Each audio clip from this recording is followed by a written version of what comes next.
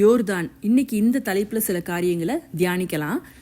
யோர்தான்றது எல்லாருக்குமே தெரியும். அந்த பைபிளில் யோசுவா 3வது அதிகாரத்தில் படித்திருப்போம். இஸ்ரவேல் ஜனங்கள் அந்த கானான் தேசத்துக்குள்ளே போகிறதுக்கு முன்னாடி யோர்தான் நதியை கடக்க வேண்டியது இருக்கும். யோர்தான் நதி அந்த நேரம் கரை பிறண்டு தண்ணீர் ஓடும். ஆனால் உடன்படிக்கையை பெட்டியை சுமந்து கொண்டிருக்கிற ஆசாரிகளுடைய உள்ளங்கால் பட்ட உடனே அந்த இடத்துல என்ன ஆயிரும், யோர்தான் பிரிந்து குவியலா நிற்கும். இஸ்ரவேல் ஜனங்கள் எல்லாம் வெட்டாந்தரையில் நடக்கிறது போல யோர்தானை கடந்து அக்கறைக்கு போயிடுவாங்க. இதுதான் நம்ம யோசுவாவில் படிச்சிருப்போம். இந்த காரியத்தில் ஆவியானவர் எனக்கு ஒரு நாள் எப்படி வெளிப்படுத்தினார்ன்றதை இன்னைக்கு நான் சொல்லிக் கொடுக்குறேன். ஒரு நாள் ஆண்டவர் எனக்கு ஒரு பிக்சர் காமிக்கிறாரு. ஆசாரியர்கள் உடன்படிக்கை பெட்டியை சுமந்து கொண்டு நிற்கிறாங்க. அவங்களுடைய பாதம் அந்த லேசா தண்ணியின் ஓரத்தில் பட்ட உடனே என்ன ஆயிடுச்சு, அந்த இது குவியலா யோர்தான் பிரிஞ்சு விலகி வழி கொடுக்குது. அப்போ ஆவியானவர் எனக்கு எப்படி சொல்லி கொடுத்தாரு அப்படின்னு சொன்னால், இந்த இடத்துல ஆசாரியர்கள்ன்றது யார் அப்படின்னா, அந்த பழைய ஏற்பாட்டின் காலத்தில் ஆசாரியர்களுக்குன்னு ஸ்பெஷலாக சில பர்சன்ஸை வச்சுருப்பாங்க. ஆனால் நம்ம புதிய ஏற்பாட்டின் காலத்தில் அந்த புது உடன்படிக்கைக்குள்ளே இருக்கிறோம். நம்ம இந்த காலத்தில் யார் ஆசாரியர்கள் அப்படின்னா, நம்ம இயேசு கிறிஸ்துவை ஏற்றுக்கொண்ட நம்ம ஒவ்வொருவருமே ஆசாரியர்களாக இருக்கிறோம். ஆசாரியர் வெளிப்படுத்தின சுவிசேஷம் 5:10 படிச்சிருக்கிறோம். எங்கள் தேவனுக்கு முன்பாக எங்களை ராஜாக்களும் ஆசாரியர்களும் ஆக்கினீர், நாங்கள் பூமியிலே அரசாளுவோம் என்று புதிய பாட்டை பாடினார்கள். வெளிப்படுத்தின சுவிசேஷம் 1:6 நம்மிடத்தில் அன்பு கூர்ந்து நமது இரத்தத்தினாலே நம்முடைய பாவங்களை நம்மை கழுவி தம்முடைய பிதாவாகிய தேவனுக்கு முன்பாக நம்மை ராஜாக்களும் ஆசாரியர்களும் ஆக்கின அவருக்கு மகிமையும் வல்லமையும் என்றென்றைக்கும் உண்டாயிருப்பதாக. ஆமேன். அதே போல் 1 பேதுரு 2வது அதிகாரத்திலையும் படிச்சிருப்போம். இப்படி நிறைய இடத்துல புதிய ஏற்பாட்டுகளில் ஆண்டவர் வெளிப்படுத்தி இருப்பார். நம்மளை ராஜாக்களாகவும் ஆசாரியர்களாகவும் தெரிந்தெடுத்திருக்கிறார். அப்போ இந்த இடத்துல நம்ம தான் ராஜாக்கள் ஆசாரியர்களாக இருக்கிறோம். அதே சமயத்தில் அவங்க சுமந்து போகிற அந்த புது உடன்படிக்கையின் பெட்டி, அந்த உடன்படிக்கையை பெட்டி அவங்க சுமந்துட்டு போகிறாங்க.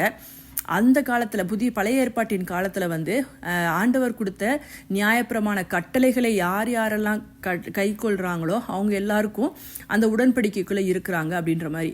ஆனால் புது உடன்படிக்கை காலம், இந்த புதிய ஏற்பாட்டின் காலத்தில் நம்ம எல்லாரும் எப்படி இருக்கோம்னா, புது ரத்தத்தின் உடன்படிக்கைக்குள்ளே இருக்கிறோம்.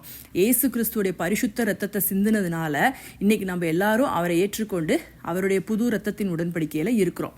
மார்க் 14:24 இருக்கு, இது அநேகருக்காக சிந்தப்படுகிற புது உடன்படிக்கைக்குரிய என்னுடைய ரத்தமாய் இருக்கிறது அப்படின்னு.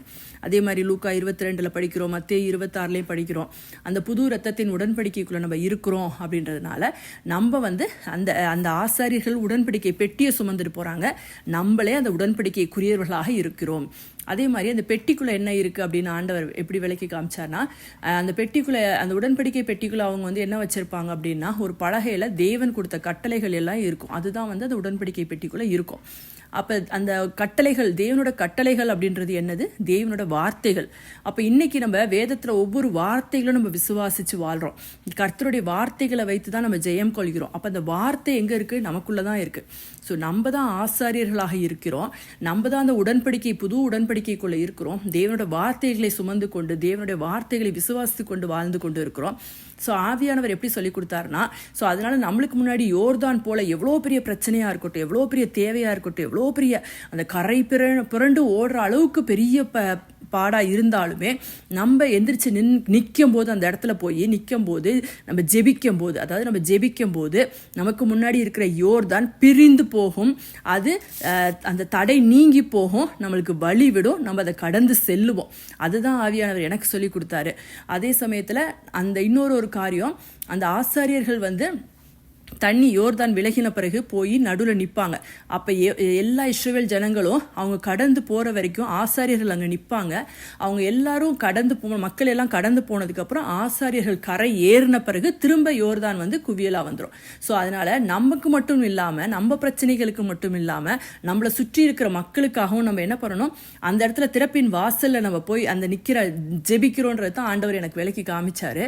ஸோ அந்த ஆசாரியர்களை போல நாம் மற்ற ஜனங்களுக்காக நமக்காகவும் நம்ம அப்படி நிற்கும்போது அவங்களும் அந்த யோர்தானை கடப்பாங்க, அவங்களுடைய பிரச்சனைகளை கடப்பாங்க. ஸோ அதனால இந்த காரியத்தை தான் ஆவியானவர் எனக்கு விளக்கி காமிச்சாரு. ஸோ நம்மளும் வந்து நமக்கு முன்னாடி இருக்கிற யோர்தான் எவ்வளோ பெருசாக இருந்தாலும் அதை வந்து விசுவாசத்தோடு நம்மளுக்கு அந்த அதிகாரம் இருக்கு, நம்ம எழுந்து அந்த பிரச்சனைக்கு எதிர்த்து நிற்போம், அது நம்மளை விட்டு விலகி போகும். ஸோ அந்த யோர்தானை நம்ம கடப்போம், நம்மளுக்கு அந்த சுதந்திரம் கிடைக்கும், அந்த விடுதலை கிடைக்கும், அந்த தடைகள் நீங்கும். இந்த ஆசீர்வாதத்தை நீங்களும் பெற்றுக்கொள்ளுங்க, நீங்களும் இதை ப்ராக்டிஸ் பண்ணுங்க. God bless you all.